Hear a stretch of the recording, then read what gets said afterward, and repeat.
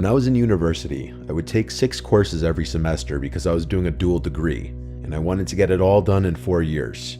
This meant a lot of semesters I was up to my neck and ears in homework and studying all the time. My university had a library that was open until midnight. I was also interning this semester, so I really had almost no time to do my work. I still lived on campus at this point, and my suite mates could be very loud and distracting sometimes. This was a Wednesday night, so I had 3 classes that day and my internship. I also had 2 exams the following day, so right after I finished up at my internship, I went straight to the library. Our campus library was very big. When I got there at 9 p.m., there was still a decent amount of people everywhere, but from 9 to 10 it quiets down a lot, and I was planning on being there until 12 studying for my 2 exams the next day. Around 11, most people were gone, but there were still some around. I was sitting at one of the tables sandwiched between 2 bookshelves on either side, so it was a little more private and secluded where I was sitting. Less distractions. By 11 o'clock, some guy who looked to be in his upper 20s came into the section and passed one of the multiple empty tables and came to mine, where he sat down diagonally across from me at the table. I looked up, and he looked back at me and smiled as he was setting his books down. I looked back down and just tried to focus on my studying and not wonder too much why he decided to sit at my table. I was going through the slides to study on my laptop when the guy at my table said "excuse me," then asked me if I by chance was taking a specific economics course. I politely told him no, sorry, hoping that would be the end of it. But then he started explaining why he asked that, because his quote-unquote professor is a bitch and gives pop quizzes every day. I said, wow, that really sucks. Then I tried to go back to studying. Mentally, my mind wasn't completely into the material anymore now. Now I was distracted by the presence of this man, who I had a feeling was going to keep trying to talk to me. I looked up from my laptop screen and saw that man looking at me, smiling with his lips. I looked back down at my laptop, contemplating getting up and moving elsewhere or just leaving. He then asked my name. I made up a name and said Chelsea. He said, "You have such blue eyes, Chelsea." This was when I started to wonder if this man was really here to study or creep on women, and the fact that he looked like he was almost 30 didn't help. I asked him what the name of his economics professor was. He took a second, then said Professor Davis. I asked if he knew the first name. He shook his head no. I went straight to ratemyprofessor.com and looked up any professors with the last name Davis at our school. And only one came up, a calculus professor whose last reviews were left years ago. I decided to get up and go ask the security worker at the front door for help.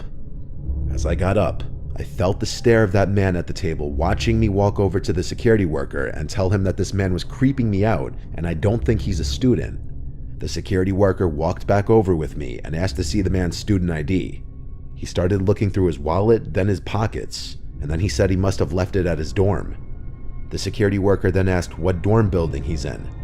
The guy was clearly lying because he didn't know what to say, and eventually just said, "I honestly don't remember what it's called." The security worker walked him out of the library, and he came back and told me to just be careful while walking back to my dorm. I thanked him. The whole rest of the time at the library, my mind was so distracted just thinking about what a creep that guy was. I did my best to keep studying, and around 12, I knew it was time to wrap it up so I could get some sleep. I packed up and left through the same way the security guard escorted that man out. He wasn't standing there at that moment. I don't know where he went. I started walking through the basically deserted campus. No one walks around that late on a Monday to Wednesday night. That's why eventually when I was nearing my dorm building and I heard at least one loud sound of a shoe hitting the concrete behind me, I turned around, but I saw no one there. I knew for a fact I heard a footstep though. I started to run now, which may have been a mistake, because the second I started to run, which was made more difficult because of my backpack, I heard running footsteps behind me. I turned and saw that man from the library, sprinting towards me.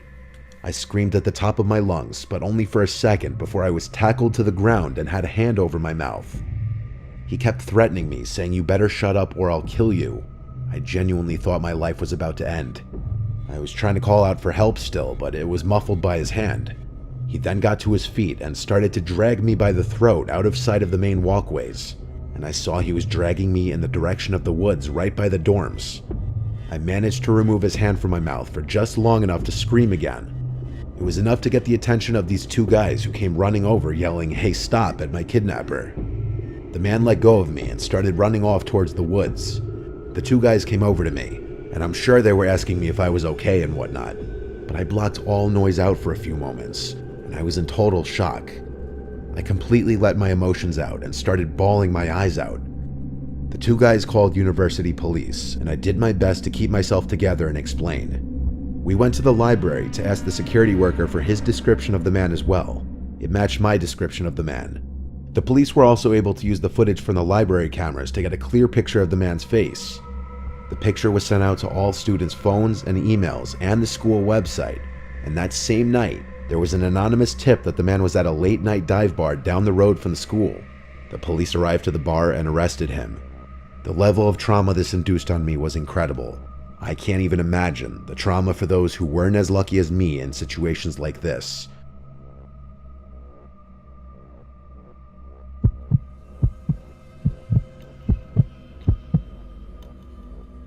We moved to a new town when I was 7. Any memories before that move I consider to be very early childhood, and a lot of those memories are blurry at this point. This is one of those memories. This happened at some age before 7, I know that. If I had to guess, I was 5, maybe 6. There was the local town library that our mom would always take my brothers and I to. It was a few blocks away, actually. I remember this one day, it was my mom and my little brother, who was a toddler at this point. We started the day at the mall, probably spent hours there tagging along with our mom shopping. Whenever we'd go to this mall, she'd always bring us to the McDonald's inside the mall to get us ice cream cones. I remember we got ice cream on this particular day, because on the way to the library after leaving the mall, I still had some of the cone left in my hand. We arrived to the library, and there was this kids' computer section that my mom would let me stay at and play computer games while she went and did whatever she'd do. When I got bored of playing whatever old online computer games there were at the time, I got up and started walking through the aisles of books in the kids section of the library, looking for the I Spy books. The kids section was in the far corner of the library, and while I was walking from aisle to aisle, I heard a psst from behind me. I turned around and saw nothing. I was looking at the back wall of the library, which had another shelf of books leaning on it. Then I saw half of a grown man's face peer around the shelf and said, "Peekaboo." I remember laughing and feeling no sense of danger. He did it again. He went back behind the shelf, then peered out his head again and said, "Peekaboo." Again, I laughed. He asked me what I was looking for, and I said the I Spy books. He said he'll help me find it. He came over and took my hand and started leading me through the aisles, leading us, I guess, to the section of books that began with the letter I. And there they were, at least 5 I Spy books next to each other. I grabbed my favorite one, the treasure hunt one, and he said, "Let's go sit down and play." He led me to a table in the corner by a couple children's computers, and we started looking through the pictures. This went on for some time, and he was asking me questions about myself as we played I Spy. The question that still sticks out to me the most is, "Who are you here with?" And I told him my mom and little brother. At some point after this, he said something implying that there's a kid's playroom downstairs, and I, at that age, never knew that there was a downstairs to the library. He said we could take the book down there.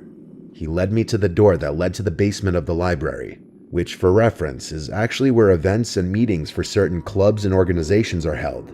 And there is actually a little playroom down there, I guess for parents who have to bring their kids with them during any of the meetings. The man led me to that little playroom. There were various toys in there, most notably a Lego set and a Lego table, and then there were a bunch of chairs. He set the I Spy book down on the Lego table. This is where things get really uncomfortable thinking back on. As he was trying to forcibly get me to play with the toys, I started to get uncomfortable. And around this time, over the loudspeaker, a female librarian said into the intercom, "Will Liam come to the front, please? Your mother's looking for you." At this time, the man went to turn off the lights in the room, and now it was pitch black inside. He said in the dark, "We're gonna play hide and seek."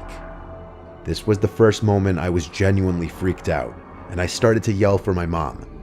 I remember he kept telling me to be quiet, and his voice was getting louder as he was getting closer to me in the dark, until he had his hands on me. I thankfully managed to run past him and out the door of that room, and I ran down the dark hallway back to the stairs, and as I was running up the stairs, I had that same childhood feeling of running up the basement stairs after turning off the lights, only 100 times worse, because I genuinely was scared I was going to be grabbed. I made it back to the main floor of the library and ran straight to the front desk calling for my mom. She was at the front desk with a group of librarians, and I remember the relief on my mom's face when she saw me. I told her there was some man who took me downstairs, and she literally lost it. The next thing I remember from there was a bunch of police in the building searching around, but I never saw that man again. He must have exited the building through a different way. I remember speaking to some woman who was probably with the police, asking me very delicate questions. I never really asked my mom about this experience that many times, because it's very uncomfortable, and I'd rather just not think of it.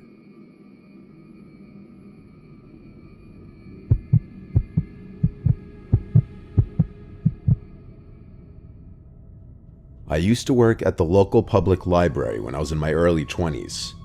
I'd work the night shifts as my second job at least 3 times a week after my first job. I'd get there at 6 and would work till closing time at 9. I would also be the one to lock up the place after closing, but I wouldn't just leave right after the library would close. I'd have to shut off all the computers, do some cleaning and organizing, stock the shelves with all the returned books and DVDs from the day, take out the garbage, and only then could I leave. It was a Friday night, approaching closing time. Most of the other library staff was gone already. It was just myself and one of the female librarians left. I had made a couple last call announcements to the remaining library patrons, alerting them that the library would be closing soon. I was already cleaning up the place, trying to finish up early so I could leave and just start my weekend. The only other employee still there said goodbye to me as soon as the clock struck 9 o'clock. I announced on the intercom that the library was closed. The 2 guests that were left got up from their tables and started packing up their things before leaving through the door. After that, when I saw no one else in the building, I locked the front door. I proceeded to start fixing all the chairs to be neatly tucked under their tables. Then I started emptying all the garbage cans, and when it was time to bring them outside to the dumpster on the side, I unlocked the front door again and brought them out. It was quiet outside. The library was kind of tucked away from any main roads. When I came back inside, I locked the door again. Now all I had to do was restock all the returned books and DVDs from the day. I grabbed the 2 boxes and started with the DVDs, which was easier since the DVD section was smaller. It took about 5 to 10 minutes. During this time, I thought for sure I heard something come from one of the book aisles. I started walking through the aisles till I found an open book laying on the floor, which had clearly just fallen off the shelf. I put it back in its place, and for a second I stood there and just wondered, how could that have happened?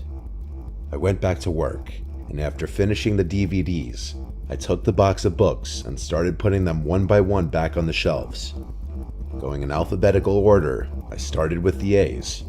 The books in the box were sorted in alphabetical order to make it easy.